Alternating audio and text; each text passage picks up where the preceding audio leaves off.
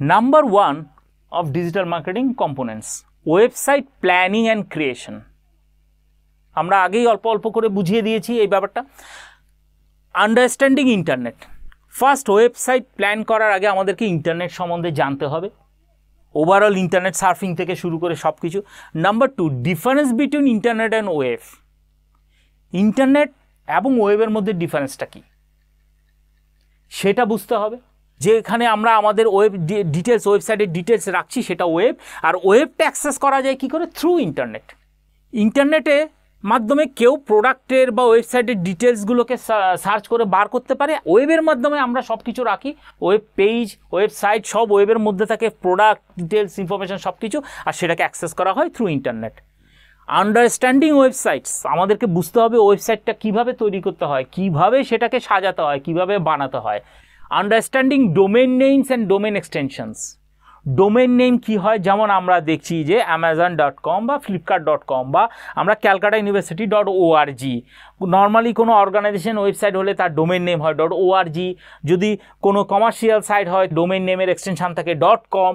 এই যে এক্সটেনশান, ডোমেইনের এক্সটেনশান কী হয়, ডোমেনের নাম কী হয়, এইগুলো আমাদের বুঝতে হবে। ডোমেনের নাম এমন কিছু রাখা যাবে না যেটা আমাদের প্রোডাক্টের সাথে বা সার্ভিসের সাথে রিলেট করে না। আমি যদি কোনো ই-কমার্স সাইট খুলি, তারপর যদি তার নাম দিই mountain.com বা mountaintrekking.com, তবে সেটা অবশ্যই এর সাথে কার্যকরী হবে না। আমার প্রোডাক্ট সেলিং সাইটের নাম তো আমি mountain.com দিতে পারি না, কারণ আমার তো কোনো ট্রেকিংয়ের ওয়েবসাইট নয়। এই জিনিসগুলোকে বুঝতে হবে। এক্সটেনশন কী হবে, ডোমেন নেম কী হবে। What is web server and web hosting. আমরা যখন আমাদের ইনফরমেশানগুলোকে ওয়েবসাইটে রাখি যাতে থ্রু ইন্টারনেট অ্যাক্সেস করা যায়, সেটা কী ধরনের সার্ভারে আমরা রাখছি, কীভাবে কোন ধরনের সার্ভারে আমরা এটাকে হোস্ট করছি। এই হোস্টিংয়ের বিভিন্ন টেকনিক আছে। সিকিউর সার্ভার থাকে, হাই অ্যাক্সেস সার্ভার থাকে। যাদের ই-কমার্স সাইট যেখানে প্রচুর পরিমাণে অ্যাক্সেস হয়, সেখানে আমাদেরকে একটু ফাস্ট সার্ভার রাখতে হবে, যাতে অনেক কাস্টমার বা অনেক ইউজার একসাথে এলে যেন খুব দ্রুত অ্যাক্সেস করতে পারে। এইটাকে বলে web server, web hosting technique. Different types of web server, কী ধরনের ওয়েব সার্ভার রয়েছে, কোন কোন টাইপের web server, secure server, fast server, এই জন্য বিভিন্ন রকমের ওয়েব সার্ভার রয়েছে, এইগুলো বোঝানো হয়। Different types of websites. Different types of website কীরকম হয়? Based on functionality, based on purpose. ওয়েবসাইটের টাইপটা ডিফারেন্ট কেন হয়? ফাংশনালিটি, সে কী ধরনের কাজ করছে, তার পারপাসটা কী, এই সাইটটা কী জন্য বানানো হলো এবং সে কী ধরনের কাজ করে, তার বেসিসে আমাদেরকে ওয়েবসাইটটাকে ক্রিয়েট করতে হয়। ক্রিয়েশনের জন্য প্ল্যানিং করতে হয়। Planning and conceptualizing website. ওয়েবসাইটকে প্ল্যান করা এবং সেটাকে কনসেপ্টটাকে ডিজাইন করা। কিভাবে? পয়েন্টসগুলো দেখি। Identifying objective of website. প্রথমেই আমাকে ভাবতে হবে আমি যে ওয়েবসাইটটা বানাচ্ছি, তার মেইন অবজেক্টিভটা কী, সেটা কী স্ট্রাকচারে ডিজাইন হবে, তার বেসিক ডিজাইনটা কী হবে, সে অবজেক্টিভটার উপর ডিপেন্ড করবে। Deciding on number of pages required. এইবার ভাবতে হবে আমি কটা পেজ রাখবো, আমার কী কী প্রোডাক্ট থাকবে, কী কী সার্ভিস থাকবে, তার কতগুলো পেজেস থাকবে। Planning for engagement options. Customer বা ভিজিটরদেরকে এঙ্গেজ রাখার জন্য আমাদের কী প্ল্যান, ওয়েবসাইটে আমরা কী কী অ্যাক্টিভিটি রাখছি সেইটা আমাদের প্ল্যান করতে হবে। Creating blue print of every web pages. প্রত্যেকটা ওয়েব পেজের ব্লু প্রিন্ট তৈরি করতে হবে। কীভাবে আমার পেজ পারফর্ম করবে, কোন পেজে কী ধরনের প্রোডাক্ট রাখা হবে, কী ধরনের সার্ভিস শো করা হবে, সেটা পুরোটা ব্লু প্রিন্ট রাখতে হবে আমাদেরকে। Best and worst examples. ওয়েবসাইটের বিভিন্ন এক্সাম্পল আমাদের সেট করে রাখতে হবে যে আমার ওয়েবসাইট যদি পারফর্ম না করে, যে পেজগুলো পারফর্ম করবে না, তার এক্সাম্পলটা কী সেটা আমাকে রাখতে হবে, যাতে ইন ফিউচার আমরা সেই ধরনের পেজ আর ক্রিয়েট না করি। বেস্ট ওয়েবসাইট এক্সাম্পল কী দেখতে হবে, যে এই ধরনের আমরা যে প্রোডাক্ট বা সার্ভিস করছি বা যে ধরনের সাইট আমরা তৈরি করতে চাইছি, তার বেস্ট সাইট বাজারে কী আছে বা ওর সাইট কী আছে, সব থেকে লোয়েস্ট পারফর্মিং সাইট কী আছে, তার এক্সাম্পল আমাদের কালেক্ট করতে হবে, তার এক্সাম্পল দেখতে হবে, সেই এক্সাম্পল অনুযায়ী আমাদের প্ল্যান করতে হবে ওয়েবসাইট ক্রিয়েশনের। Now start our next slide, website planning and creation. ওয়েবসাইট প্ল্যানিং অ্যান্ড ক্রিয়েশনের জন্য আমাদেরকে প্রফেশনালের হেল্প নিতে হবে। আমরা যদি চাই যে আমরা নিজেরা ওয়েবসাইট ক্রিয়েট করব, কোনো প্রফেশনালকে দিয়ে টাকা দিয়ে করাবো না, তারও রাস্তা কিন্তু ডিজিটাল মার্কেটিংয়ের মধ্যে রয়েছে, সেটা হচ্ছে WordPress. WordPress is a content management system building website using CMS in class. তার মানে কন্টেন্ট ম্যানেজমেন্ট সিস্টেম ইউজ করে আমরা ওয়েবসাইট তৈরি করব। তার জন্য ফার্স্ট আমাদের কি করতে হবে? বুকিং এর domain name and web hosting. আমাদেরকে যে প্রোডাক্টের বা যে কন্টেন্টের আমরা আমাদের সাইট তৈরি করব, সেই প্রোডাক্টের রিলেটেড আমাদের ডোমেইন নেম বুকিং করতে হবে। সে ডোমেইনের নাম এমন রাখতে হবে যা আমাদের প্রোডাক্টের সাথে বা সার্ভিসের সাথে রিলেট করে। দেন বুকিংয়ে web hosting, adding domain name to web server. এইবার সেই ওয়েব সার্ভারের সাথে আমাদেরকে ডোমেইনটাকে অ্যাটাচ করতে হবে। Then adding web pages and content, এরপরে ওয়েবসাইট বিল্ড করে ওয়েব পেজ এবং কন্টেন্টগুলোকে ক্রিয়েট করতে হবে এবং সেগুলোকে ওয়েবসাইটের মধ্যে আমাদেরকে লিঙ্ক করতে হবে।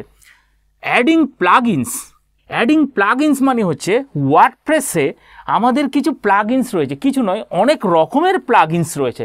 যেমন আমি এখানে কিছু এক্সাম্পল দিলাম, west SEO, live chat, XML site maps etcetera. যদি আমরা ডেভেলপারকে দিয়ে টাকা খরচা করে ওয়েবসাইট তৈরি করি, এই প্লাগইনসগুলো ওনারা নিজেরাই কোডিং করে তৈরি করে দেবেন এবং সেটা খরচা সাপেক্ষ। মিনিমাম কস্টে যদি ওয়েবসাইট বিল্ড করতে চায়, যদি নিজেরাই ওয়েবসাইট ক্রিয়েট করতে চায়, সেক্ষেত্রে ওয়ার্ডপ্রেসের হেল্প নিলে ওয়ার্ডপ্রেসের মধ্যেই ইনবিল্ট প্লাগইনস রয়েছে। অনেক ডেভেলপার প্লাগইনসগুলোকে ফ্রিতে দেয়, অনেকে তার জন্য চার্জেস নেয়। যেরকম একটা প্লাগইনস হচ্ছে ইয়োস্ট এসইও, এই প্লাগইনসটা ইউজ করলে এই সার্চ ইঞ্জিন অপটিমাইজেশনের কাজটা করে দেয়। দেন আছে লাইভ চ্যাট। লাইভ চ্যাট মানে আমাদের যারা ভিজিটার আছে তাদের সাথে যদি চ্যাট করতে চায়, একটু 1-to-1 চ্যাট বক্স রাখি, সেটা নর্মাল ডেভেলপ করতে যথেষ্ট খরচা আছে, আমরা তার বিনিময়ে সরাসরি প্লাগইনস ইউজ করতে পারি। প্লাগইনস আমরা পেমেন্ট করেও নিতে পারি, ফ্রিতেও দেয় বা প্রিমিয়াম সার্ভিসের জন্য টাকার বিনিময়েও এই প্লাগইনসগুলোকে প্রোভাইড করে। এক্সএমএল সাইট ম্যাপস দরকার হয় এসইও করতে। যদি আমরা সাইট ম্যাপ বিল্ড করে দিই সাইটের মধ্যে, আমার পেজে কি রয়েছে, কি কন্টেন্ট কোন পেজে আছে ওয়েবসাইটের মধ্যে, সেটা যদি আমরা সাইট ম্যাপ করে প্রোভাইড করি, সেক্ষেত্রে সার্চ ইঞ্জিনের ক্রলার খুব দ্রুত আমার পেজটাকে খুঁজে পায় এবং সেটাকে সার্চ ইঞ্জিন রেজাল্ট পেজের মধ্যে শো করতে পারে। এইটার জন্য প্লাগইনস রয়েছে, আমাদেরকে কষ্ট করে তৈরি করতে হয় না কোডিং লিখে। এবার দেখাচ্ছি বিল্ডিং ওয়েবসাইট থ্রু ওয়ার্ডপ্রেস কী জিনিস এবং তার মাধ্যমে কিভাবে আমরা ওয়েবসাইট বিল্ড করব। WordPress is an open source content management system বা CMS. WordPress open source content management system. Open source মানে হচ্ছে যে কেউ এই টুলটাকে ইউজ করে, এই সফটওয়্যার, অনলাইন সফটওয়্যার বা টুলটাকে ইউজ করে ওয়েবসাইট তৈরি করতে পারে। এটা ওপেন সোর্স, এর জন্য কোনো টাকা দিতে হয় না। It is a popular tool for individuals without any coding experience who want to build websites and blogs.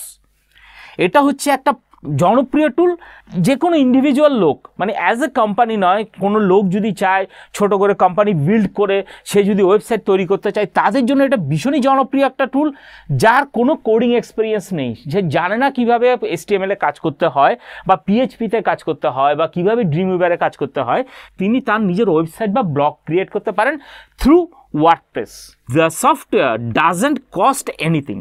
WordPress সফটওয়্যারের জন্য কোনো টাকা পে করতে হয় না। Anyone can install, use and modify it for free. যে কেউ তার ওয়েবসাইট তৈরি করতে পারে, ওয়েবসাইট এখানে মডিফাই করতে পারে, এডিট করতে পারে, কন্টেন্টকে সাজাতে পারে এবং বিভিন্ন ধরনের প্লাগইন ইউজ করে সাইটটাকে আরও রিচ করতে পারে, যাতে সার্চ ইঞ্জিন অপটিমাইজেশনে, সার্চ ইঞ্জিনিং রেজাল্ট পেজের র্যাঙ্কিং যেন ওপরের দিকে থাকে। এইখানে আমি একটা ছোট্ট করে স্ন্যাপশট দিলাম ওয়ার্ডপ্রেসের ডিজাইনটা কীরকম হয়। দেখুন এখানে কিছু অপশান রয়েছে, কিভাবে আমরা পেজেস ক্রিয়েট করব, কমেন্টস কিভাবে বসাবো, অ্যাপিয়ারেন্স কী হবে ওয়ার্ড পেজের, প্লাগইনস কিভাবে সেট করব, কি থিম রয়েছে, সব এই সিস্টেমের মধ্যেই পাওয়া যায়। এই যে এই প্লাগইনসগুলো রয়েছে, এই যে বিভিন্ন রকমের প্লাগইনস রয়েছে, এইরকম ওয়ার্ডপ্রেসের ওয়েবসাইট ডিজাইনেরও বিভিন্ন থিম পাওয়া যায়। ইনবিল্ট যেরকম প্লাগইন রয়েছে সেরকম থিমও রয়েছে।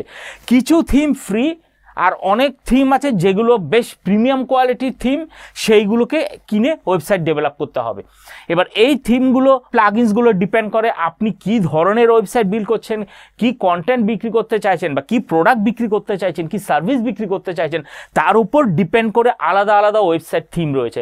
যদি ট্রাভেল রিলেটেড হয় তার জন্য বিভিন্ন ওয়েবসাইট থিম রয়েছে, আলাদা আলাদা প্লাগইনস রয়েছে। যদি আপনার ই কমার্স সাইট হয় তার জন্য আলাদা প্লাগইনস রয়েছে। যদি আপনি হসপিটালিটি বেসড কোনো ওয়েবসাইট ক্রিয়েট করতে চান তার জন্য স্পেশাল থিম এবং প্লাগইনস রয়েছে। ওয়েবসাইট প্ল্যানিং অ্যান্ড ক্রিয়েশনের পরে আসছে সার্চ ইঞ্জিন অপটিমাইজেশন বা এসইও। ওয়েবসাইট তো আমরা ক্রিয়েট করলাম, আমরা নিজেরা ডেভেলপ করলাম ওয়ার্ডপ্রেস ইউজ করে অথবা ডেভেলপারকে দিয়ে করলাম, কিন্তু সে ওয়েবসাইট যদি সার্চ ইঞ্জিনে না আসে, যে প্রোডাক্টটা বিক্রি করছি যে সার্ভিসটা আমরা বিক্রি করতে চাইছি সেটা যার দরকার, সেই কাস্টমার বা সেই ভিজিটার যদি সেই ধরনের প্রোডাক্ট যদি সে সার্চ করে খুঁজতে যায় সার্চ ইঞ্জিনে গুগলে দিয়ে, তাতে আমার ওয়েবসাইটের নামটা যদি শো না করে, তাহলে আর এই ডিজিটাল মার্কেটিং করে লাভ কি? ডিজিটাল মার্কেটিং মেইন উদ্দেশ্যই হচ্ছে যাতে আমার ওয়েবসাইট বা আমার প্রোডাক্ট যেন অবশ্যই সার্চিংয়ে সবার উপরে থাকে, বা সার্চিংয়ে ফার্স্ট পেজে বা সেকেন্ড পেজে বা থার্ড পেজে যেন অবশ্যই আসে, না হলে কাস্টমার কিন্তু আমাকে খুঁজে পাবে না। এর জন্য দরকার সার্চ ইঞ্জিন অপটিমাইজেশন বা SEO. Search engine optimization, SEO, is the process of affecting the visibility of a website or a web page in a search engine's natural or unpaid search results on targeted search queries or keywords. Search ইঞ্জিনের একটা process যেটা আমাদের এই web পেজটাকে show করবে বা visible করবে যখন কেউ সার্চ কোয়ারি দিয়ে গুগলে বা অন্য কোনো সার্চ ইঞ্জিনে সার্চ কোয়ারি টাইপ করবে বা কিওয়ার্ড দিয়ে সার্চ দেবে, তখন যে আমাদের এই পেজটাকে ভিজিবল করবে সেই প্রসেসটাই হচ্ছে সার্চ ইঞ্জিন অপটিমাইজেশন। আর এই প্রসেসটা দুরকম হতে পারে, paid search, unpaid search. Paid সার্চটা কে বলে ইনঅর্গানিক সার্চ পলিসি বা ইনঅর্গানিক সার্চ প্রসেস, আর আনপেইডটাকে বলি ন্যাচারাল বা অর্গানিক সার্চ প্রসেস। এই যে এখানে রয়েছে search engines natural or unpaid বা অর্গানিক সার্চ, অর্থাৎ সার্চ ইঞ্জিনের যদি আমরা সার্চ করার পরে উইদাউট এনি পেমেন্ট আমার ওয়েব পেজ বা আমার ওয়েবসাইট যদি ওপরের দিকে চলে আসে, তখন আমরা তাকে বলবো অর্গানিক সার্চ ইঞ্জিন অপটিমাইজেশন বা সার্চ ইঞ্জিন অপটিমাইজেশনের অর্গানিক পলিসি। আর তার মাধ্যমে যদি না এসে পেইড মোডে আসে, অর্থাৎ আমি পেমেন্ট করলাম, আমি পেমেন্ট করার জন্যই আমার পেজটাকে কেউ সার্চ কোয়ারিতে সার্চ করলে উপরের দিকে উঠে আসে, তখন আমরা তাকে বলবো ইনঅর্গানিক সার্চ রেজাল্ট। যেমন হোয়াই উই নিড এসইও, কেন আমাদের সার্চ ইঞ্জিন অপটিমাইজেশন করানো দরকার। অলওয়েজ যদি আমার সার্চ কোয়ারিতে যদি আমার পেজটা উপরে যায়, তাহলে আমি কেন সার্চ ইঞ্জিন অপটিমাইজেশন বা এসইওটা করব? তার কারণ হচ্ছে পেইড মোডে সার্চ ইঞ্জিনে ওপরের দিকে থাকা, কোয়ারিতে ওপরের দিকে থাকা is a very costly things. একটা কিওয়ার্ডকে সার্চ করার পরে সেটা যদি আমার পেজটা ওপরে দেখায় আর কোনো কাস্টমার যদি সেখানে একবার ক্লিক করে, তার জন্য আমাকে হিউজ অ্যামাউন্ট পে করতে হবে। ইচ অ্যান্ড এভরি ক্লিক হয়তো আমাকে 5 রুপিস, 10 রুপিস টু 200, 300, 400 রুপিস পর্যন্ত পে করতে হতে পারে। এটা ডিপেন্ড করছে সেই কিওয়ার্ডসের ভ্যালুর ওপরে। সব সময় এই কির প্রেসের ওপরে যদি ডিপেন্ড করি, তাহলে কিন্তু আমার বিজনেসের থেকে এক্সপেন্স অনেক বেশি হয়ে যাবে, রিটার্ন অফ ইনভেস্টমেন্টটা বেশি আসবে না। মানে আমি যে টাকা এখানে সার্চ ইঞ্জিনে ইনঅর্গানিক সার্চ অর্থাৎ পেইড মোডে সার্চে ওপরের দিকে থাকার জন্য খরচা করছি, সেই টাকা যদি আমার বিজনেসের প্রফিটের থেকেও ছাড়িয়ে যায়, প্রফিটের থেকেও বেশি হয়ে যায়, তখন তো সেটা এক্সপেন্সিভ হয়ে যাবে। তাই আমাদের দরকার এসইও। এসইওর first point, 78% of the people who search on Google, they are satisfied with the result displayed by Google on page 1. অর্থাৎ লোকেরা যখন গুগলে কোনো কিছু সার্চ করছে, এই স্ট্যাটিস্টিক্সে দেখা গেছে 100 পিপল যদি গুগলে কোনো কিছু সার্চ করে, তার মধ্যে 78% পিপল অর্থাৎ 100টার মধ্যে 78টা লোক সেকেন্ড পেজে আর যায়ই না। তারা ফার্স্ট পেজের মধ্যেই প্রথমেই যা পায় সেটাতেই ক্লিক করে ঢুকে যায়। অর্থাৎ আমি যদি চাই আমি একটা শু কিনবো, পার্টিকুলার কোয়ালিটি অফ শুজ, যেমন ধরুন আমার দরকার এখন ট্রেকিং শুজ, আমি ট্রেকিং শুজ বলে সার্চ করলাম, যে কোম্পানিগুলো ট্রেকিং শু তৈরি করে তাদের ডিটেলস ফার্স্ট পেজে চলে আসে। First page, second page, third page, fourth page, এরকম থাউজেন্ড অফ পেজেসের মধ্যে তাদের ডিটেলস আছে। নর্মালি দেখা গেছে এর মধ্যে 100 পিপল যদি ট্রেকিং শু সার্চ করে, তার মধ্যে 78% পিপল অর্থাৎ 100টার মধ্যে 78টা লোক কিন্তু ফার্স্ট পেজে যে কোম্পানিগুলোর নাম আসে সেখান থেকেই ট্রেকিং শু কিনে নেয়।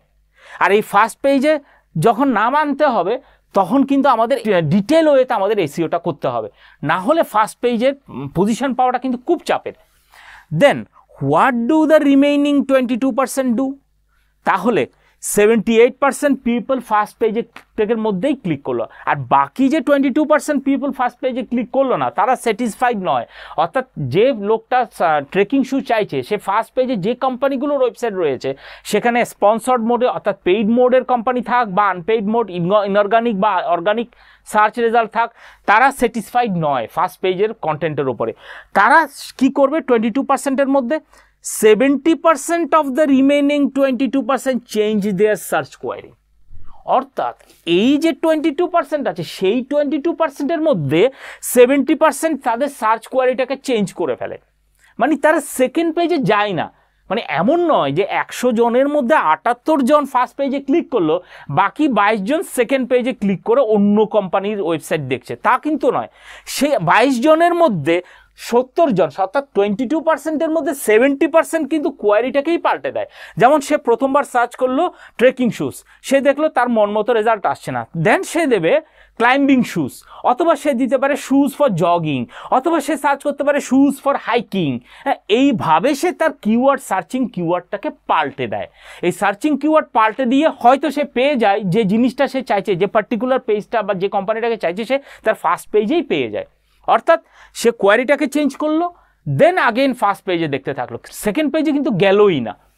দেন 30% of the remaining 22% go to the second page of Google. অর্থাৎ এই যে 78%-এর মধ্যে 22% ছিল বাকি, সে 22%-এর মধ্যে 70% কোয়ারি চেঞ্জ করলো, সেকেন্ড পেজে গেলই না, আর বাকি 30% সেকেন্ড পেজে ক্লিক করলো। So what it means is that out of all the search queries made on Google, only 6.6% queries makes it to second page.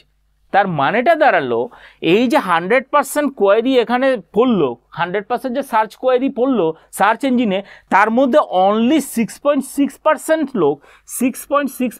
লোক সেকেন্ড পেজে গেল। এর জন্যই আমাদের সার্চ ইঞ্জিন অপটিমাইজেশন দরকার। যদি আমি পেজ ক্রিয়েট করে, ওয়েবসাইট ক্রিয়েট করে ফার্স্ট পেজে আমার পজিশনটাকে সিকিউর করতে না পারলাম, তাহলে কিন্তু ডিজিটাল মার্কেটিং করে আমার কোনো রিটার্ন অফ ইনভেস্টমেন্ট আসবে না। কারণ ফার্স্ট পেজের পর সেকেন্ড পেজে যদি আমার পেজ থাকে, আমার ওয়েবসাইট যদি সেকেন্ড পেজে বা থার্ড পেজে চলে যায়, আমরা আশাই করতে পারি না যে সেখান থেকে কোনো কাস্টমার বা কোনো ভিজিটার আমার পেজ ভিজিট করবে। অনলি 6.6% পিপল 100%-এর মধ্যে সেকেন্ড পেজে ক্লিক করে। দেন we are going to our next slide. There are two types of SEO.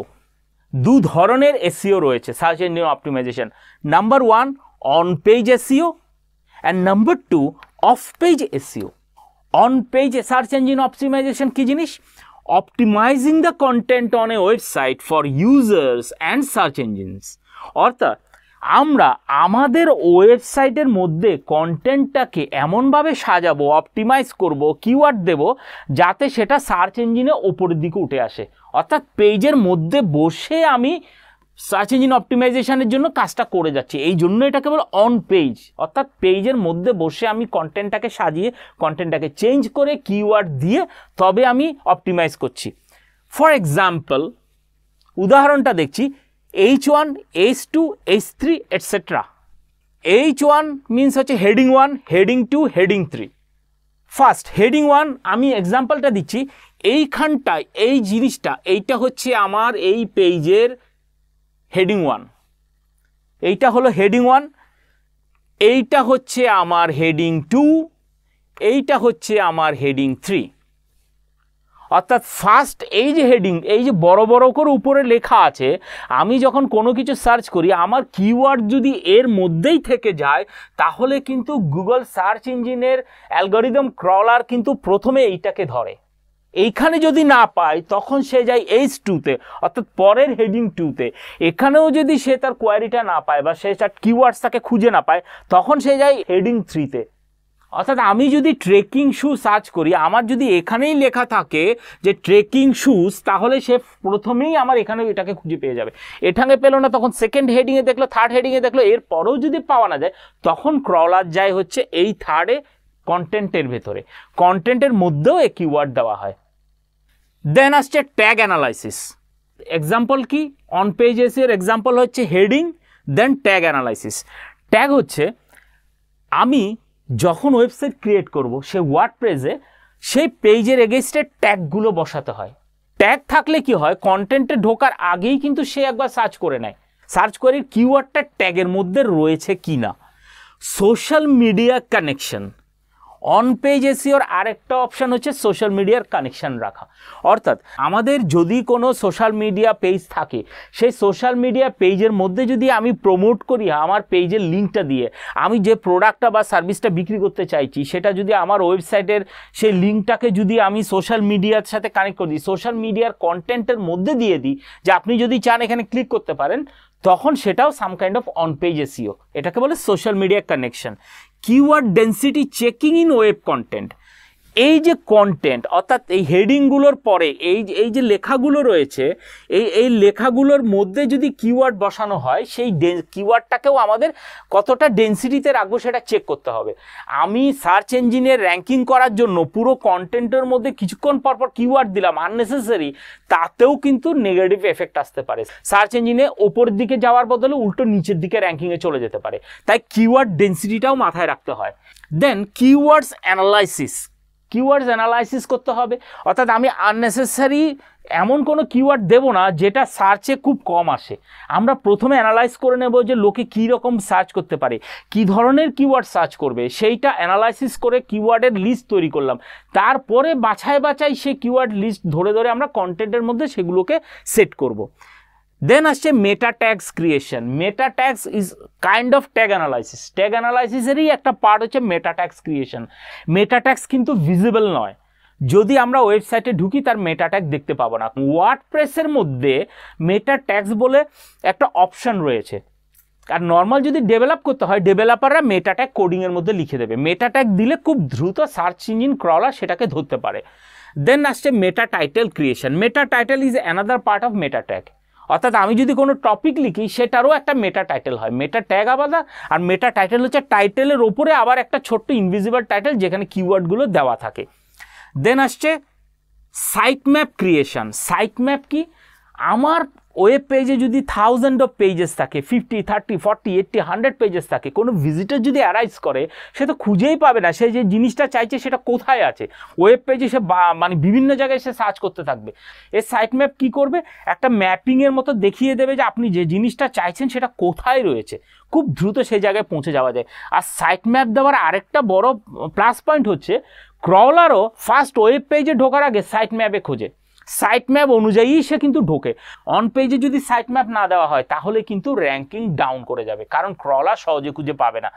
এরপরে হচ্ছে রোবটস ডট টেক্সট ক্রিয়েশন। এটা ক্রলারের জন্য পুট করা হয়। ক্রলার যখন ঢুকবে, আমার যদি প্রচুর পেজ থাকে, কিছু পেজ এনেবল থাকে, কিছু পেজ ডিসেবল থাকে, কিছু পেজে প্রায়োরিটি খুব হাই থাকে, সেটা ক্রলার কি করে বুঝবে? অর্থাৎ অ্যালগরিদম, সার্চ ইঞ্জিন, গুগলের যে সার্চ ইঞ্জিন, সেই সার্চ ইঞ্জিনের ক্রলার সে কি করে বুঝবে যে আমার কোন পেজটা দরকারি, কোন পেজটাতে সবথেকে বেশি ডিটেলস ডেটা রয়েছে, কোন পেজটাতে আগে ঢুকবে, কোন পেজটাতে ঢুকবে না, কোন পেজটাকে ওমিট করে যাবে, সেই সব ডেটা দেওয়া হয় এই রোবট ডট টেক্সট ফাইলটার মধ্যে। এইটাকে দেখেই ক্রলার বোঝে যে আমি তাকে কোথায় ঢুকতে হবে, কোথায় ঢুকতে হবে না। Site map submission. এই যে সাইট ম্যাপটা ক্রিয়েট করলাম, এটা শুধু ক্রিয়েট করলে হবে না, এই সাইট ম্যাপটাকে আপনাকে গুগল বা বিভিন্ন সার্চ ইঞ্জিনে এটাকে সাবমিট করতে হয়। অন্য পেজের জায়গায় এই পেজটাতে আগে ঢোকে, যেহেতু সেখানে সাইট ম্যাপ সাবমিট করা হয়েছে। সাইট ম্যাপ যদি সাবমিট করে, আমি সাইট ম্যাপ ক্রিয়েট করে দিলাম কিন্তু সেটা আমি সার্চ ইঞ্জিনে সাবমিট করলাম না, তাহলে কিন্তু ক্রলার সহজে এই পেজকে খুঁজে পাবে না এবং র্যাঙ্কিংয়ে ডাউন করে যাবে। এরপরে আসছি অন পেজের পরে আসছি of page SEO. Of page SEO কথাটা শুনেই বোঝা যাচ্ছে যে আমি কিন্তু আমার ওয়েবসাইট বা ওয়েব পেজের মধ্যে বসে কোনো সার্চ ইঞ্জিন অপটিমাইজেশনের কাজ করছি না, আউটসাইডে বসে কাজটা করছি সার্চ ইঞ্জিন অপটিমাইজেশনের। তাই এটাকে বলা হচ্ছে of page SEO. Creating brand assets and doing things that will ultimately enhance brand awareness and recognition and demand generation. অর্থাৎ আমি ব্র্যান্ডের জন্য, আমার প্রোডাক্ট বা আমার সার্ভিস ব্র্যান্ডের জন্য অ্যাসেট তৈরি করলাম, doing things that will ultimately enhance brand awareness. অর্থাৎ আমি এমন অ্যাসেট তৈরি করলাম বা এমন কন্টেন্ট বানালাম আউটসাইডে, পেজের মধ্যে নয়, পেজের বাইরে। কিভাবে? কোম্পানির যদি লিঙ্কডইন থাকে অথবা তাদের যদি ফেসবুক, তাদের যদি টুইটার অ্যাকাউন্ট থাকে, সেখানে আমার কন্টেন্ট পাবলিশ করি, সে পোস্ট করি, সে পোস্টগুলো এমনভাবে অ্যাসেটের আকারে সাজালাম যার মধ্যে আমার এই ব্র্যান্ড সম্বন্ধে অনেক কিছু দেওয়া থাকবে, ব্র্যান্ড সম্বন্ধে বলে দেওয়া থাকবে, আর সেটাই ব্র্যান্ড অ্যাওয়ারনেসটা ক্রিয়েট করবে। এটা কিন্তু পেজের মধ্যে নয়, পেজের বাইরে গিয়ে করা। And recognition and demand generation, আবার সেখান থেকেই যদি ব্র্যান্ড অ্যাওয়ারনেস করে আমরা ডিমান্ড জেনারেট করতে পারি, তাকে বলে অফ পেজ এসইও। তার মানে আমাদের কোম্পানির বা আমার প্রোডাক্টের ইউটিউব চ্যানেল বা সোশ্যাল মিডিয়া হ্যান্ডলিং থেকে আমি পেজে লিড জেনারেট করালাম বা পেজে কাস্টমারকে নিয়ে এলাম বিভিন্ন কন্টেন্ট তৈরি করে, অ্যাসেট তৈরি করে, তাকে বলবে of page SEO. For example, social bookmarking. Social bookmarking হচ্ছে সোশ্যাল মিডিয়াতে বসে আমি যখন রেফারেন্সটা পাঠাচ্ছি বুকমার্ক করে যে এইটা এই জায়গায় আমার রয়েছে, এই প্রোডাক্টের ডিটেলস এখানটায় আছে, তাকে আমরা বলি সোশ্যাল বুকমার্কিং। অর্থাৎ আমি মার্কিং করে দিলাম এই পেজে তুমি যাও। বিজনেস লিস্টিং, অনলাইন বিভিন্ন ইন্ডিয়া মার্ট আছে, ইয়েলো পেজেস আছে, এরকম বিভিন্ন বিজনেস রিলেটেড ওয়েবসাইট রয়েছে। কিছু ওয়েবসাইট আছে তারা পার্টিকুলার কিছু বিজনেস নিয়ে কাজ করে, হেলথ রিলেটেড প্রোডাক্ট নিয়ে ওয়েবসাইট রয়েছে, কারো হয়তো প্রোডাকশন বেস রয়েছে, কারো স্টিল, যারা স্টিল ইন্ডাস্ট্রিতে কাজ করে তাদের রিলেটেড বিজনেস পেজ রয়েছে, বিজনেস লিস্টিং পেজ রয়েছে, ওই পেজ রয়েছে। সেখানে নিজেদের প্রোডাক্টের জন্য নিজেদের ওয়েবসাইটটাকে লিস্টিং করাতে হবে, এটাকে বলে বিজনেস লিস্টিং। বিজনেস লিস্টিং করতে হবে, ক্লাসিফাইড অ্যাডস দিতে হবে। ক্লাসিফাইড অ্যাডস মানে হচ্ছে পার্টিকুলার কোনো নিউজ জার্নাল বা নিউজ পেপার যেটা আমাদের এই প্রোডাক্ট বা আমাদের সার্ভিস নিয়ে কাজ করে সেইখানে অ্যাড দিলাম। মানে আমি র্যান্ডমলি কোনো নিউজ পেপার, মানে যেখানে যেখানে ইচ্ছে সেখানে অ্যাড চালালাম না আমার প্রোডাক্টের বা আমাদের ওয়েবসাইটের বা আমাদের সার্ভিসের, আমি সেখানেই অ্যাডটা দিলাম যারা আমাদের প্রোডাক্ট বা আমাদের সার্ভিস নিয়ে কাজ করে। এই রকম যে নিউজ পেপার বা জার্নাল, যে কোম্পানিগুলো বা ওয়েব পেজগুলো রয়েছে, তাদেরকে আমরা যখন অ্যাড দেবো, তাদের সাইটে যে অ্যাড দেবো সেটাকে বলে ক্লাসিফাইড অ্যাডস। দেন আসছে ফটো শেয়ারিং। প্রোডাক্ট রিলেটেড বিভিন্ন ফটো বিভিন্ন জায়গায় শেয়ার করা, through email, through social media share করা, এর মাধ্যমে ব্র্যান্ড অ্যাওয়ারনেস তৈরি করা। এই all are related to off page SEO, কোনোটাই আমি ওয়েবসাইটে করছি না কাজ। দেন আসছে power point sharing. Same power point sharing through email, product related power point catalogue তৈরি করলাম, পাওয়ার পয়েন্ট তৈরি করলাম, করে সেটা ইমেল করে স্প্রেড করলাম, কাউকে আমরা চ্যাটের মাধ্যমে পাঠালাম, মেসেঞ্জারের মাধ্যমে পাঠালাম। হ্যাঁ, ভিডিও প্রমোশন, ছোটো ছোটো প্রোডাক্ট ভিডিও, প্রমোশনাল ভিডিও তৈরি করলাম, সেই ভিডিওগুলোকে শো করলাম থ্রু ইউটিউব, থ্রু ব্লগ অথবা থ্রু আমাদের সোশ্যাল মিডিয়া পেজের মাধ্যমে। সে এই প্রমোশনের লিঙ্কের মধ্যে এই প্রমোশনগুলো তো বলে দেওয়া থাকবে, আপনারা যদি এই প্রোডাক্টটা চান কোন ওয়েব পেজে ভিজিট করবেন। দেন আসছে ব্লগ প্রমোশন। সেম জিনিস, ব্লগ লিখলে সেখানেও আমরা দিতে পারি পার্টিকুলার ব্লগের মধ্যে আমরা কী ধরনের প্রোডাক্ট তৈরি করি। Article promotion, document sharing, forum posting, business review, cross linking. এই তিনটে সেম জিনিস। ব্লগ প্রমোশন, আর্টিকেল লিখা, আর্টিকেলের মাধ্যমে আমাদের প্রোডাক্ট বা ওয়েবসাইটকে প্রমোট করা, ডকুমেন্ট তৈরি করে সে ডকুমেন্টটাকে শেয়ার করা, বা বিভিন্ন ফোরাম, আমাদের শু নিয়ে ফোরাম বা ট্রেকিং, মাউন্টেনিয়ারিং যে ইয়েগুলো আছে, যে কোম্পানিগুলো বা যে ট্রাভেল কোম্পানিগুলো মাউন্টেনিয়ারিং করায়, তাদের ফোরামে আমি আমাদের ট্রেকিং শুটাকে প্রমোট করলাম, বা তাদের ফোরামে আমি আমাদের এই একটা পাওয়ার পয়েন্ট বা একটা ভিডিও প্রমোশন ছাড়লাম যে আমরা ট্রেকিংয়ের জুতো তৈরি করি, আমরা হাইকিংয়ের শু তৈরি করি।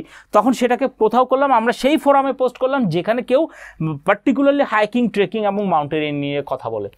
দেন আসছে বিজনেস রিভিউ। বিজনেস রিভিউ দেওয়ার জন্য অনেক কোম্পানি রয়েছে যারা রিভিউ তৈরি করে। পেইড রিভিউ হতে পারে, আনপেইড রিভিউ হতে পারে। বিভিন্ন টিভি চ্যানেল রয়েছে যারা পার্টিকুলার বিজনেস রিলেটেড নিউজ দেয় বা বিজনেস রিলেটেড রিভিউ দেখায়, সেখানে নিজেদের প্রোডাক্টকে রিভিউতে নিয়ে যাওয়া। Cross linking. ক্রস লিঙ্কিং মানেটা হচ্ছে, ধরলাম আমরা ট্রেকিং শু তৈরি করি, আমি সেখানে প্রমোট করলাম যে ক্রস লিঙ্কিং, আমি বলে দিলাম আপনি যদি আমার ট্রেকিং শু ইউজ করেন তবে আপনি এই পার্টিকুলার ট্রাভেল কোম্পানির সাথে যোগাযোগ করুন, ওনারা ট্রেক করায়। তার মানে সেই পার্টিকুলার ট্রাভেল কোম্পানির ওয়েবসাইটটাকে আমি প্রমোট করলাম আমার এখান থেকে, সরাসরি আমার প্রোডাক্টের ভেতরে বসে বা আমার সাইটের ভেতর থেকে, অথবা আমি আমার সোশ্যাল মিডিয়া থেকে। আবার সেই পার্টিকুলার ট্রেক কোম্পানি করলো কি, সে বললো যে আপনি যদি আমার এখানে ট্রেক করতে আসেন তাহলে আপনার শু দরকার, আপনি তখন এই কোম্পানি থেকে শুটা কিনুন। অর্থাৎ আমি বললাম আমার পোস্টের মাধ্যমে, অফ পেজ প্রমোশনের মাধ্যমে, যে আপনি যদি ট্রেক করতে চান আমার শু পরে তবে এই কোম্পানিতে যান। আবার সেই কোম্পানি বললো আপনি যদি আমার এখানে ট্রেক করতে চান তবে আপনি এই শুটা এই কোম্পানি থেকে কিনুন। এটাকে বলে ক্রস লিঙ্কিং।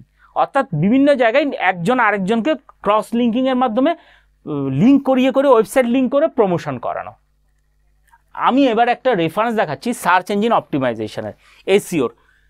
এখানে আমি গুগল সার্চ ইঞ্জিনটা খুললাম, খুলে টাইপ করলাম, কিওয়ার্ড দিলাম ট্রাভেল গাইড।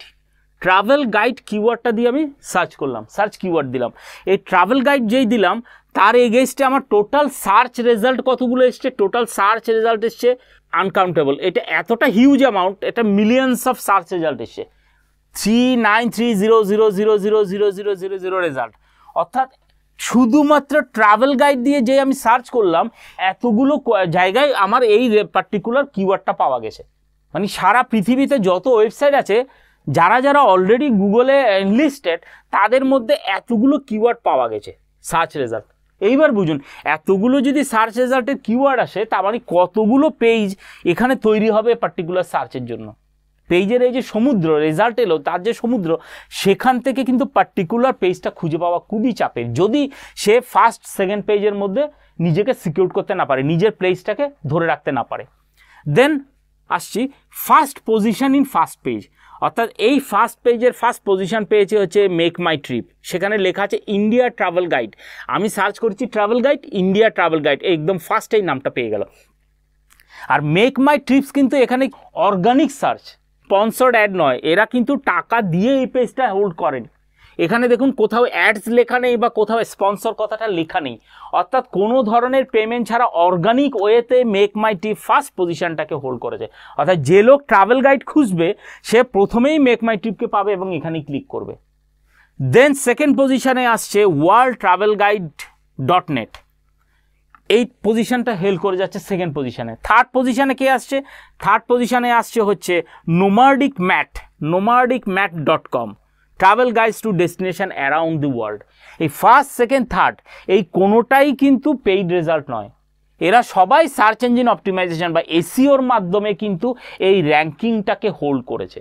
এই যে র্যাঙ্কিংটা পেয়েছে এইটা কিন্তু কমপ্লিটলি অর্গানিক ওয়েতে, উইদাউট পেইং অ্যা সিঙ্গেল পেনি। হ্যাঁ অবশ্যই তারা টাকা খরচা করেছে, তারা ডিজিটাল মার্কেটারদের পেছনে টাকা খরচা করেছে, ডেভেলপারদের পেছনে টাকা খরচা করেছে, যাতে অনপেজ এসইওর মাধ্যমে বা অফপেজ এসইওর মাধ্যমে যাতে এই পজিশনটা হেল্ড করতে পারে। আর পেইড মোড যদি হয়, যদি ইনঅর্গানিক মোডে হয় তবে কোনো সার্চ ইঞ্জিন অপটিমাইজেশন করার দরকার নেই, ট্রাভেল গাইড কথাটা পেয়ে গেলেই অটোমেটিক্যালি সবার উপরে চলে আসবে। বাট যখনই ক্লিক করব সাথে সাথে কিন্তু টাকা কাটবে, সাথে সাথে চার্জ করবে, pay per click. Now we are showing search engine advertising বা গুগল অ্যাডওয়ার্ডস।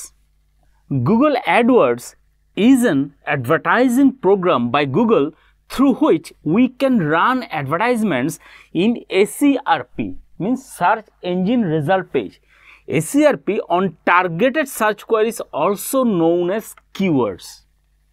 Google AdWords হচ্ছে একটা প্রোগ্রাম যেখানে আমরা অ্যাডভার্টাইজ করতে পারি পার্টিকুলার কোনো কিওয়ার্ডকে কোয়ারিতে রেখে বা সার্চ কোয়ারি হিসেবে পার্টিকুলার কোনো কিওয়ার্ড ইউজ করে আমরা অ্যাডভার্টাইজিং করতে পারি অ্যাডওয়ার্ডসে, এবং এটা অবশ্যই পেইড মোড।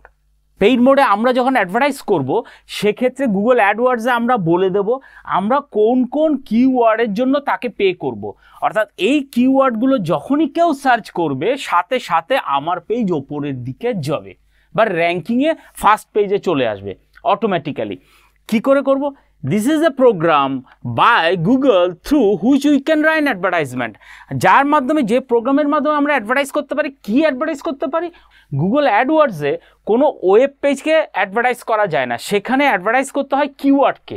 অর্থাৎ সার্চ কোয়ারিতে SERP on targeted search queries, আমরা সার্চ কোয়ারিতে যে কিওয়ার্ডসগুলো দেব এই কিওয়ার্ডসগুলোর জন্য আমরা পে করব। যখনই কেউ সার্চ ইঞ্জিনে এই কিওয়ার্ডসগুলো টাইপ করে সার্চ দেবে আমাদের পেজ বা আমাদের ওয়েব পেজ বা ওয়েবসাইট যেন সবার আগে ওপরে স্পন্সর্ড মোডে চলে আসে, তাকেই বলে Google AdWords. Google AdWords is commonly known as PPC advertising বা pay per click.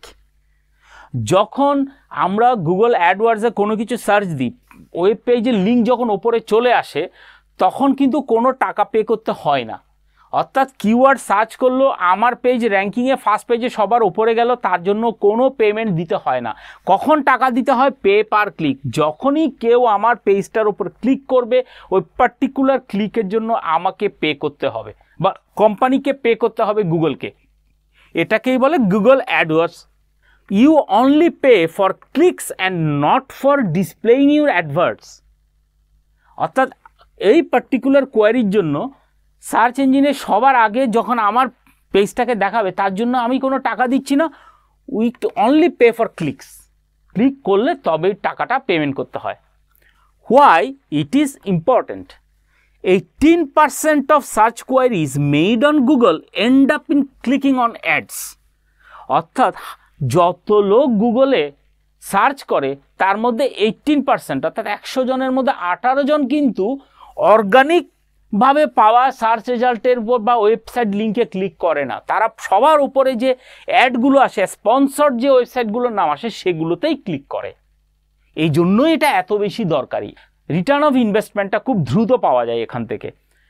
Best search engine marketing includes A mix of PPC and SEO. Best search engine marketing policy হচ্ছে পিপিসি অর্থাৎ pay per click এবং search engine optimisation দুটোকে একসাথে run করানো। কেন? আমি যদি অনলি সার্চ ইঞ্জিন অপটিমাইজেশনের উপর কাজ করি, আমি পে পার ক্লিক বা অ্যাডওয়ার্ডসে কোনো পেমেন্ট করলাম না, যে ডিজিটাল মার্কেটাররা এসইও করছে তাদের জন্য টাকা খরচ করলাম, সেক্ষেত্রে ভালো রেজাল্ট নাও পেতে পারি। সব সময় যে এসইও করলেই একেবারে সবার উপরে র্যাঙ্ক হবে তাও কিন্তু নয়। আবার সব সময় যে পে পার ক্লিক করলেই যে রেজাল্ট পাওয়া যাবে তাও নয়। পে পার ক্লিকে তো সবসময় উপরে থাকবে, বাস it's a very costly item. Pay per click ভীষণ কস্টলি। আবার কিছু কাস্টমার রয়েছে যারা অ্যাডের মাধ্যমে যে লিঙ্কগুলো আসে সেগুলোতে ক্লিক করে না, কারণ তারা জানে এরা টাকার বিনিময়ে সবার উপরে র্যাঙ্ক পেয়েছে, তাই এরা ভালো প্রোডাক্ট নাও দিতে পারে। তাই কেউ যদি শুধু পিপিসির উপর ডিপেন্ড করে এসইও না করে সেটা যেমন ভালো হবে না, আবার পিপিসি না করিয়ে অনলি এসইও করলে সেটাও ভালো হয় না। কারণ এসইওতে র্যাঙ্কিং পাওয়া ভীষণই চাপ এবং এইটার জন্য প্রচুর সময় দিতে হয়, আর যত বেশি সময় দেওয়া হবে তত বেশি কস্টিং। দুটোর উপরে একসাথে কাজ করতে হবে সার্চ ইঞ্জিন মার্কেটিংয়ের জন্য, PPC, pay per click and search engine optimisation. Now we are going to our next slide. আমি এখানে গুগল অ্যাডওয়ার্ডসের একটা এক্সাম্পল দেখালাম। এখানে সার্চ কিওয়ার্ডে আমি লিখলাম ট্রেকিং শুজ, গুগল সার্চ ইঞ্জিনে দিলাম ট্রেকিং শুজ। এই ট্রেকিং শুজটা হচ্ছে আমার কিওয়ার্ডস। এই ট্রেকিং শুজ কিওয়ার্ডের এগেস্টে paid advertisement for trekking shoes, pay per click, এইগুলো হচ্ছে পেইড অ্যাডভার্টাইজমেন্ট। অর্থাৎ যারা যারা পার্টিকুলার ট্রেকিং শু কিওয়ার্ডের জন্য পেমেন্ট করেছে গুগল অ্যাডওয়ার্ডসে, তাদের এইখানে লিঙ্কগুলো দেখাচ্ছে। এইটা হচ্ছে পেইড মোড, ইনঅর্গানিক মোডের সার্চ ইঞ্জিন রেজাল্ট পেজের রেজাল্ট। আর এই পরেরটা হচ্ছে organic, unpaid organic search result. মানে এইখানে ডেকাথেলনের যে অ্যাডটা আসছে, buy hiking and trekking shoes and sandals online, এইটার জন্য কিন্তু ডেকাথেলন কোনো পেমেন্ট করেনি। অর্থাৎ এই র্যাঙ্কিংটা পাওয়ার জন্য ডেকাথেলন টাকা দেয়নি। তার মানে এ নয় যে এখানে ডেকাথেলনের লিঙ্ক নেই। ডেকাথেলনের লিঙ্ক এখানে অর্গানিক মোডে এসইওর মাধ্যমে সবার উপরে ফার্স্ট র্যাঙ্কিং করেছে ট্রেকিং শুজের জন্য। ওরা এসইও এবং পিপিসি দুটোই করে। অর্থাৎ যদি কোনোভাবে এটা ফার্স্ট র্যাঙ্কিং না করতো তাহলে এখানে ডেকাথেলনের শুজ পাওয়া যেত। আবার এসইওটা এত ভালো করেছে এবং পিপিসিও করেছে, তাই ডেকাথেলন এখানেও রয়েছে, ডেকাথেলন এখানেও রয়েছে। যদি কোনোভাবে এখানে র্যাঙ্ক না করে তাহলে এখানে পাওয়া গেল, আর এখানে যদি নাও দেয় এখানে এসইওতে চলে এলো। এই জন্যই বলে এসই এবং পিপিসি একসাথে রান করানো দরকার। এটা হচ্ছে আনপেইড বা organic search result. Now let's move to our next slide of digital marketing overview. Google analytics. Google Analytics is a web analytics service offered by Google that tracks and reports website traffic and also the mobile app traffic and events. এই Google Analytics হচ্ছে গুগলের একটা service, একটা platform, গুগলের একটা platform বা একটা service, যেটার মাধ্যমে আমরা ট্র্যাক করতে পারি, রিপোর্ট জেনারেট করতে পারি আমাদের ওয়েবসাইট ট্রাফিকের বা আমাদের মোবাইল অ্যাপ ট্রাফিকের। মোবাইল অ্যাপের মাধ্যমে কি ট্রাফিক, কতজন ভিজিটার আমাদের ওয়েবসাইটে আসছে থ্রু মোবাইল অ্যাপ, অথবা থ্রু ওয়েবসাইট আমাদের ওয়েবসাইটে কত লোক আসছে, কতজন ক্লিক করছে, কতজন প্রোডাক্ট কিনছে। এই পুরো ট্র্যাকিং এবং রিপোর্টিংয়ের জন্য গুগলের একটা ফ্রি টুল হচ্ছে গুগল অ্যানালিটিক্স।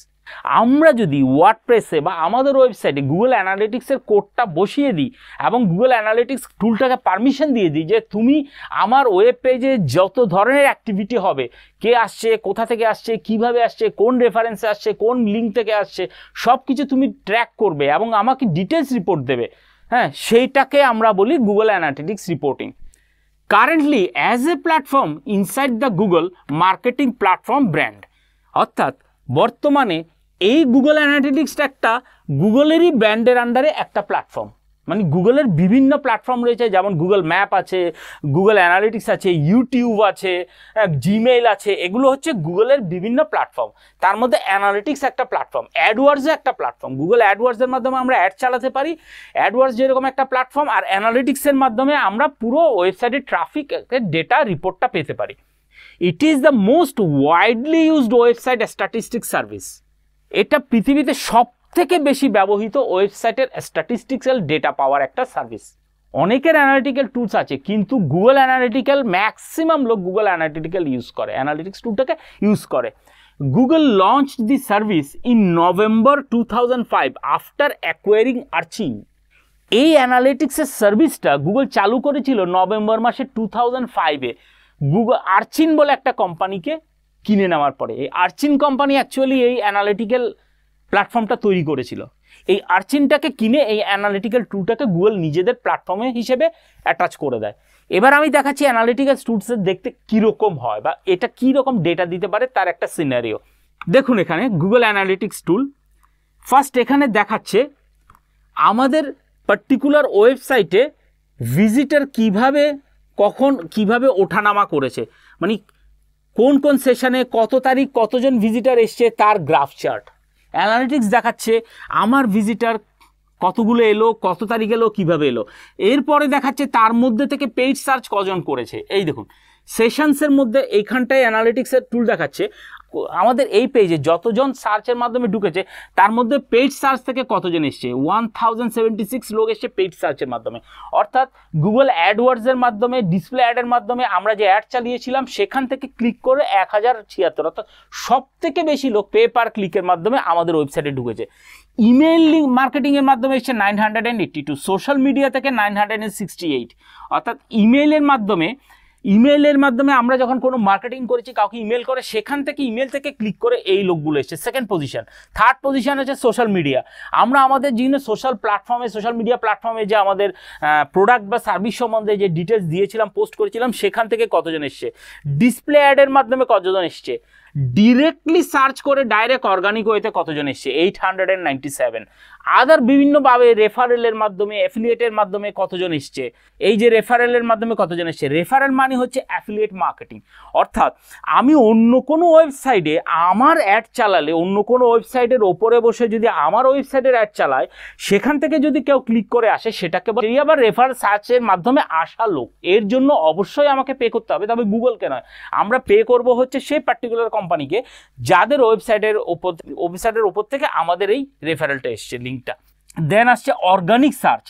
অর্গানিক সার্চ মানে হচ্ছে যারা নর্মালি গুগলে সার্চ করেছে, আমার পেজটা ফার্স্ট পেজে বা সেকেন্ড পেজে ছিল, সেখানের উপর ক্লিক করে এসছে। এই ডিরেক্ট আর অর্গানিক সার্চের মধ্যে ডিফারেন্স হচ্ছে, ডিরেক্ট মানে হচ্ছে যে লোকটা সরাসরি আমার ওয়েবসাইটের ওপরে ক্লিক করে এসছে, সরাসরি আমার ওয়েবসাইটের নাম টাইপ করে অ্যাড্রেস বারে লিখে যারা এসে, সেটাই ডিরেক্ট। আর হচ্ছে organic search. Organic search normal organic search করলাম, কোনো টাকা দিলাম না, এই সিওর মাধ্যমে আমার পেজ র্যাঙ্কিং করেছে, সেখান থেকেই আমার এখানে ইউজার চলে এসছে। এরপরে অ্যাকচুয়ালি অ্যাভারেজ এক একজন ইউজার কত সময় ব্যয় করেছে আমার ওয়েব পেজে, 26 সেকেন্ড আমার পেজে থেকেছে। নিউ ইউজার কতজন এসছে, কতজন বাউন্স করেছে, 72.27% বাউন্স করে গেছে। তার মানে তারা এসে ঢুকে দেখলো যে এই পেজটা তাদের জন্য নয়, সাথে সাথে জাম্প করে বেরিয়ে গেছে। এটাকে হলো বাউন্স রেট। পার্টিকুলার 30 সেকেন্ড বা সামথিং একটা সময় যদি ওয়েবসাইটে হোল্ড না করে, তাহলে আমরা বলবো যে সেই লোকটা ভুল করে এসছে, সেটাকে আমরা বাউন্সিং বলি। দেন আসছে গোল। এখানে কতজন অ্যাচিভ করেছে, কতজন পেজের মধ্যে ছিল, কতগুলো পেজ ওপেন করেছে, এই ফুল ডিটেলস এখানে পাওয়া যায়। এরপরে এখানে আরও ডেমোগ্রাফিক ডিটেলসও গুগল অ্যানালিটিক্সে পাওয়া যায়, অর্থাৎ কতজন পুরুষ আমার ওয়েবসাইটে ঢুকেছে, কতজন মহিলা ঢুকেছে, কোন পার্টিকুলার জিওগ্রাফিক লোকেশন থেকে ঢুকেছে, সব কিছু অ্যানালিটিক্যাল টুলসে পাওয়া যায়। নাও we are going to the next slide. এখন হচ্ছে সোশ্যাল মিডিয়া মার্কেটিং, ডিজিটাল মার্কেটিংয়ের আর একটা part. Social media marketing is the process of gaining website traffic or attention through social media sites. আমরা আমাদের সোশ্যাল মিডিয়ার মাধ্যমে যদি আমাদের ওয়েবসাইট ট্রাফিক নিয়ে আসি, ওয়েবসাইটে ট্রাফিক নিয়ে আসি বা ওয়েব পেজের মধ্যে ট্রাফিক নিয়ে আসি, তখন আমরা সেটাকে বলি সোশ্যাল মিডিয়া মার্কেটিং। কিভাবে? আমরা কোনো ব্লগ লিখলাম, কোনো আর্টিকেল লিখলাম বা কোনো ভিডিও, প্রমোশনাল ভিডিও পোস্ট করলাম আমাদের সোশ্যাল মিডিয়া প্ল্যাটফর্মে, সেই সোশ্যাল মিডিয়া প্ল্যাটফর্ম থেকে কেউ যদি ইন্টারেস্টেড হয়ে ক্লিক করে আমাদের সাইটে আসে, তখন আমরা তাকে বলি social media marketing. Social media marketing programs usually center on efforts to create content that attracts attention and encourages readers to share it across their social networks. Social media marketing হচ্ছে একটা প্রোগ্রাম যেটাতে usually centre on two efforts to create content. আমরা এমন কোনো content তৈরি করলাম যেটা attract করতে পারে, অ্যাটেনশন ক্রিয়েট করতে পারে রিডারদের মধ্যে, রিডারদেরকে অনুপ্রাণিত করতে পারে, এনকারেজ করতে পারে যে সে যেন এটাকে খুশি হয়ে এটাকে শেয়ার করে তার নিজের প্ল্যাটফর্মে বা তার নিজের সোশ্যাল মিডিয়া পেজে। এইভাবে যে প্রমোশনটা হয় তাকে বলে social media marketing. It helps in brand awareness and visibility. Social media কি করে? ব্র্যান্ড অ্যাওয়ারনেসটাকে বাড়াতে এবং ভিজিবিলিটি বাড়াতে হেল্প করে।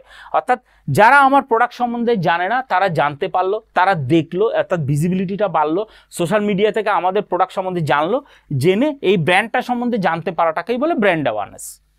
Results in long term sales conversion and retention. Social মিডিয়ার মার্কেটিংয়ের মাধ্যমে আমরা লং টার্মে সেলসে কনভার্ট করতে পারি। লং টার্ম সেলস কনভার্সন, যারা পোস্টটা শেয়ার করলো তারা তো আমার প্রোডাক্ট বা সার্ভিসটাতে খুশি হয়ে সেটার ডেটাটাকে তাদের নিজস্ব সোশ্যাল নেটওয়ার্কে শেয়ার করলো। সে আজকে হয়তো আমার কাস্টমার হলো না, কিন্তু সে যে খুশি হলো লং টার্মে কিন্তু সে যে কোনো দিন কনভার্ট হতে পারে, যে কোনো দিন সে আমার থেকে প্রোডাক্ট কিনতে পারে বা আমার সার্ভিস সাবস্ক্রাইব করতে পারে। এইটাকে বলে long term sales conversion and retention. Retention মানে কি? আমার কাস্টমার যদি সার্ভিসে খুশি হয়, সে সোশ্যাল নেটওয়ার্কে শেয়ার করতে থাকে আমাদের বিভিন্ন পোস্ট, তার মানে সে অ্যাকচুয়ালি রিটেন করছে, মানে আমার এই কাস্টমারটা আমার থেকে গেল, পরবর্তীতে সে আবার কিনতে পারে বা অন্য জনকে সে অনুপ্রাণিত করতে পারে, এনকারেজ করতে পারে আমার প্রোডাক্ট কেনার জন্য। এটাকেই আমরা বলি রিটেনশন, অর্থাৎ sales conversion and retention. We are going to our next slide. Email marketing. Email marketing is a way to communicate and engage users by sending emails. Email marketing মানে হচ্ছে আমি আমার প্রোডাক্টটাকে প্রমোট করলাম থ্রু ইমেল। কিভাবে? Top 10 benefits of email marketing. এই যে আমরা email করে আমাদের প্রোডাক্ট বা সার্ভিসের জন্য আমরা মার্কেটিং করছি, সেটা কিভাবে আমাদের হেল্প করে তার 10টা উপায় হচ্ছে। Cost effective. First, email marketing is a very cost effective. এর জন্য আমাকে নর্মালি কোনো টাকা দিতে হয় না। অবশ্যই যে প্ল্যাটফর্মের মাধ্যমে আমি বাল্কে SMS করব, বাল্কে ইমেল করব, তারা একটা হয়তো চার্জেস করতে পারে, কিন্তু সেটা খুব একটা বড় চার্জেস না, নমিনাল চার্জেস, যার বিনিময়ে ওরা থাউজেন্ডস অফ মেইল একসাথে পাঠাতে দেয়। High ROI, return of investment কিন্তু ইমেল মার্কেটিংয়ে খুব হাই। যেহেতু আমার এক্সপেন্স কম, ইমেল মার্কেটিং এক্সপেন্স যেহেতু সব থেকে কম, তাই আমার এর রিটার্ন অফ ইনভেস্টমেন্টটাও খুব হাই। পার্সোনালাইজেশন, আমি ইমেলকে যেভাবে ইচ্ছে সেভাবে পার্সোনালাইজ করে সাজিয়ে গুছিয়ে পাঠাতে পারি। আমরা সোশ্যাল মিডিয়াতে যদি কোনো কিছু প্রমোট করি উইথ পেইং মানি, বা আমরা যদি অ্যাডওয়ার্ডের মাধ্যমে কোনো অ্যাড চালাই, তাহলে আমাদেরকে কতগুলো ওয়ার্ড লিখবো, কিভাবে লিখবো, তার একটা স্টাইল ফলো করতে হয়। কিন্তু ইমেল মার্কেটিংয়ে তার কোনো দরকার নেই, নিজেদের মতো করে পার্সোনালাইজ করে আমরা মেল করতে পারি। ওন ইউর লিস্ট, আমরা ইমেল মার্কেটিংয়ের মাধ্যমে কাস্টমারের ডিটেলস পেতে পারি। কাস্টমার যদি খুশি হয় ইমেল পেয়ে, তবে সে অটোমেটিক্যালি আমাদেরকে তার ডেটা পাঠাবে এবং আমাদের লিস্টে এনরিচ করতে পারে, লিস্টে নতুন নাম অ্যাড হতে পারে। গেট ফিডব্যাক, কাস্টমার ফিডব্যাক খুব দ্রুত ইমেল মার্কেটিংয়ে পাওয়া যায়। কোনো সার্ভিসের ব্যাপারে ফিডব্যাক দিতে চাইলে সে কিন্তু খুব সহজেই ইমেল করে ফিডব্যাক দিতে পারে, খুব স্পিডি ফিডব্যাক পাওয়া যায়। ড্রাইভ ওয়েবসাইট ট্রাফিক, এখান থেকে আমরা ওয়েবসাইট ট্রাফিকটা খুব দ্রুত পেতে পারি। জাস্ট ক্লিক করলেই ঢুকে যাবে, মেইলের উপরে ক্লিক করলেও ওয়েবসাইটে চলে এলো। Automate task and save time, এর মাধ্যমে টাস্ক আমরা অটোমেট করে দিতে পারি। মানে আমি ইমেল এখনই বসে পাঠাবো 1000টা ইমেল, তার কোনো কথা নেই। আমরা সেট করে দিলাম সপ্তাহের কোন কোন দিন কটার সময় কার কার কাছে মেল যাবে, পার্টিকুলার সফটওয়্যারের মাধ্যমে এটাকে সেট করে দেওয়া যায় নমিনাল চার্জেসের মাধ্যমে। ইজিলি শেয়ারেবল, আর ইমেল ইজিলি শেয়ারও করা যায়। ইমেলের মাধ্যমে আমরা যে কোনো কিছু ডিটেলস, কোনো আমরা ব্রোশিওর, ক্যাটালগ বা ভিডিও আমরা ইজিলি শেয়ার করতে পারি এবং পাঠাতে পারি আমাদের ভিজিটারদের কাছে বা স্ট্রেঞ্জারদের কাছে বা আমাদের কাস্টমারদের কাছে। সি ইনস্ট্যান্ট রেজাল্ট, এবং এর ইনস্ট্যান্ট রেজাল্টও পাওয়া যায়। রিলেশনশিপ বিল্ডিং, কাস্টমারদের সাথে খুব দ্রুত রিলেশনশিপ বিল্ড করা যায়, 1-to-1 কমিউনিকেট করা যায়, মানে আমি তার কাছ থেকে কী চাইছি, সে আমার কাছ থেকে কী চাইছে, আমি তাকে আরও কী দিতে পারি, সেগুলো খুব দ্রুত আমরা কাস্টমারদের সাথে মেইলের মাধ্যমে যোগাযোগ করে জেনে নিতে পারি। Then we are going to our next slide, online advertising. In its simplest definition, online advertising refers to ads that appear in emails or websites. একদম যদি সিম্পল ডেফিনেশনে আমরা দেখি, অনলাইন অ্যাডভার্টাইজমেন্ট হচ্ছে কোনো অ্যাডকে আমরা থ্রু ইমেল অথবা ওয়েবসাইটের মাধ্যমে চালিয়ে যাওয়া, অর্থাৎ আমরা কোনো কিছু আমাদের কোনো প্রোডাক্টের অ্যাড চালাচ্ছি বা আমাদের প্রমোশন করছি থ্রু ইমেল অথবা থ্রু ওয়েবসাইট। এটাই হচ্ছে simplest definition of online advertising. It is a marketing strategy that uses the internet to generate website traffic. ইন্টারনেটকে ইউজ করে ওয়েবসাইটে ট্রাফিক জেনারেট করতে পারি and deliver specific marketing messages to the right customer, এবং particular specific marketing strategy আমরা পাঠাতে পারি বা আমরা শেয়ার করতে পারি একদম যথাযথ কাস্টমারদের। অর্থাৎ যে লোকটা জুতো কিনতে এসছে, যে লোকটা জুতো চায়, তাকে আমি কোনোদিনও ট্রাউজার বা অ্যাপারেল বিক্রি করতে যাব না, তাকে আমরা জুতোর বিজ্ঞাপনই দেখাবো। এই পার্টিকুলার কাস্টমারকে পার্টিকুলার স্পেসিফিক মার্কেটিং মেসেজ পাঠানোটাই হচ্ছে অনলাইন অ্যাডভার্টাইজিং। এই অনলাইন অ্যাডভার্টাইজিংয়ে কোনো অবস্থাতেই যে লোক যে জিনিসটা চাইছে না তার কাছে সেই অ্যাডটা যায় না, এটাকেই বলে অনলাইন অ্যাডভার্টাইজমেন্টের policy. Unlike traditional ad strategies, advertising products online enables you to target a specific demographic such as gender, generation or geographic region. Unlike traditional ad strategy, অর্থাৎ ট্রেডিশনাল অ্যাড স্ট্র্যাটেজিতে কিন্তু আমরা যে অ্যাডটা চালাই সেটা একজনের অ্যাড আরেকজনের কাছে চলে যেতে পারে। অর্থাৎ আমি যখন কোনো ব্যানার অ্যাড করছি, টিভি অ্যাড চালাচ্ছি, সে যে লোকটা দেখছে আমি জানতে পারছি না আদৌ সে লোকটা সে প্রোডাক্টটা দরকার আছে কিনা। এটাই হচ্ছে ট্রেডিশনাল অ্যাড। আমি যখন কোনো ব্যানার অ্যাড দিচ্ছি রাস্তার ওপর, তো আমি সেখানে দিলাম, আমি সেখানে কোনো ইন্স্যুরেন্স পলিসির অ্যাড করলাম, কিন্তু যে লোকগুলো ওই ব্যানার অ্যাডটা ওপর দিকে তাকিয়ে দেখলো তাদের ইন্স্যুরেন্স দরকারই নেই, তাদের হয়তো অন্য কিছু দরকার, কিন্তু সে দেখলো ইন্স্যুরেন্সের অ্যাড। অর্থাৎ এই যে পার্টিকুলার লোকের কাছে না পৌঁছানো, পার্টিকুলার কাস্টমারের কাছে পার্টিকুলার অ্যাড না পৌঁছানো, সেটা হয় হচ্ছে নর্মালি ট্রেডিশনাল মার্কেটিংয়ে। যেমন আমরা টিভিতে যে অ্যাডগুলো দেখি সেগুলো কজন আমরা চাই সেই প্রোডাক্টগুলো, আমার দরকার নেই, তাও টিভি যখন খুলি প্রোগ্রাম দেখি তার মাঝখানে অ্যাডগুলো চলতে থাকে। এই যে অ্যাডগুলো চলতে থাকে এটা আমার দরকার না হলেও আমরা দেখি। আর অনলাইন অ্যাডভার্টাইজিংয়ে আমাকে সেরকম দেখাবে না, আমি যে প্রোডাক্টটা চাই সেটার বিজ্ঞাপনই আমাকে দেখাবে। যেমন advertising products online enables you to target a specific demographic কাস্টমারের কাছেই যায়। যেমন সাচ এস জেন্ডার, যেমন আমি যদি কোনো ফিমেল প্রোডাক্ট ডেলিভার করি, কোনো ফিমেল প্রোডাক্ট বেচতে চাই, সেটা কোনো প্রোডাক্টের কাছে সে অ্যাডটা যাবে না, এটা ডেমোগ্রাফিক্যালি যাবে, ডেমোগ্রাফিক্যালি পার্টিকুলার জেন্ডারের কাছে যাবে। দেন জেনারেশন, আমি কোন ধরনের কোন পার্টিকুলার জেনারেশনের লোকের কাছে প্রোডাক্ট দিতে চাইছি। আমি যদি খুব বয়স্ক লোকের কোনো প্রোডাক্ট বিক্রি করি, সেটা নিশ্চয়ই কোনো ইয়াং এজের ছেলেপুলেদের কাছে যাবে না। অথবা জিওগ্রাফিক রিজিয়ন, আমি যে জিওগ্রাফিক্যাল জায়গাতে প্রোডাক্ট বিক্রি করতে চাইছি সেটা ছাড়া অন্য কোথাও সেটা যাবে না। যেমন আমরা যদি টিভি অ্যাড চালাই, যারা হাই অল্টিটিউড এরিয়াতে থাকে তাদের জন্য কোনো প্রোডাক্ট নিয়ে আসি, সেটা কিন্তু একদম যারা লো ল্যান্ডে থাকে সমুদ্রের পাশে তাদের কাছেও অ্যাডটা পৌঁছে যায়, তারাও টিভিতে দেখতে পায়। এখানে সেটা হবে না, এটা পার্টিকুলার যে জিওগ্রাফিক রিজিয়নের লোকের কাছে পাঠাতে চাইবো, অ্যাডটা চালাতে চাইবো অনলাইন অ্যাডভার্টাইজমেন্টে, সেটা তার কাছেই যাবে। অনলাইন অ্যাডস আর ইন্টারেক্টিভ হয় অনলাইন অ্যাডস। আমি যখন মোবাইলে বা সাইটে অ্যাডটা আসে, আমি সেটার উপর ক্লিক করে ইনফরমেশান পেতে পারি, ডিসপ্লে দেখতে পারি। এই যে সিস্টেম, 1-to-1 সিস্টেম, এটাকে বলে ইন্টারেক্টিভ অ্যাডভার্টাইজিং সিস্টেম, যেটা ট্রেডিশনাল অ্যাডভার্টাইজিংয়ে হয় না। Meaning that users can response through actions like clicking and visiting your website. User can response through action like clicking, অর্থাৎ ইউজার পার্টিকুলার অ্যাডের উপরে ক্লিক করতে পারে, অ্যান্ড ভিজিট ইউর ওয়েবসাইট, এবং সেখানে ক্লিক করে আমার ওয়েবসাইট ভিজিট করতে পারে, ভিডিও দেখতে পারে, আমাকে মেসেজ করতে পারে, বা আমাদেরকে পার্টিকুলার সেই সার্ভিসের জন্য মেল করতে পারে। টাইপস অফ অনলাইন অ্যাডভার্টাইজিং, দু ধরনের অনলাইন অ্যাডভার্টাইজ রয়েছে, display advertising and contextual advertising. Display অ্যাডভার্টাইজিংয়ের মধ্যে কী কী রয়েছে? Banner ads, rich media ads, pop up and pop under ads.